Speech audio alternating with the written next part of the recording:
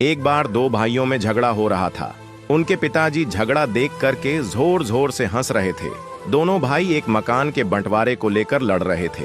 पिताजी को हंसता देखकर दोनों भाइयों ने पूछा, पापा हम लड़ रहे हैं और आप हंस रहे हो, आपको क्या हो गया? पिता ने कहा, बेटा तुम इसके चक्कर में पड़े हो, तुम दोनों कल मेरे साथ चलो, मैं तुम्हें अनमोल खजाना दिखाऊंगा। अगले दिन तीनों एक बस से यात्रा पर निकले। बस में सिर्फ 2 सीटें खाली थीं। पिता की बगल में पहले एक बेटा बैठा, दूसरा भाई कुछ देर खड़ा रहा।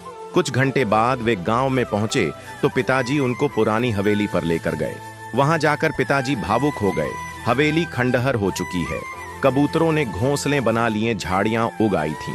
पिताजी रोते चले जा रहे थे और उनसे कह रहे थे, देख रहे हो इस हवेली को? इस हवेली में तुम्हारा बचपन बीता है। इसी हवेली के लिए मैंने अपने बड़े भाई से लड़ाई की थी। हम मरने मारने पर उतारू हो गए थे, जैसे कल तुम लड़ रहे थे। आखिरकार यह हवेली मुझे मिल गई, लेकिन भैया विदेश चले गए। उन्होंने जाते वक्त कहा, तू ही रख ले यह मकान, रिश्ता खत्म। मैंने अपने भाई को खो दिया इस हवेली के चक्कर में और आज ये हवेली खंडहर बन चुकी है। तुम दोनों ऐसे ही लड़ते रहे तो जमीन और मकान तो रह जाएंगे, लेकिन रिश्ते हमेशा के लिए खत्म हो जाएंगे। फिर पिता ने कहा, जिस बस की सीट पर बैठकर आए वह क्या जीवन भर के लिए तुम्हारी हो सकती है? बेटों ने कहा, नहीं पापा, वो तो बस थोड़ी देर के लिए थी। बस में तो सवारी बदलती रहती है। पिताजी ने कहा, बस यही जिंदगी है, सवारी बदलती रहेंगी।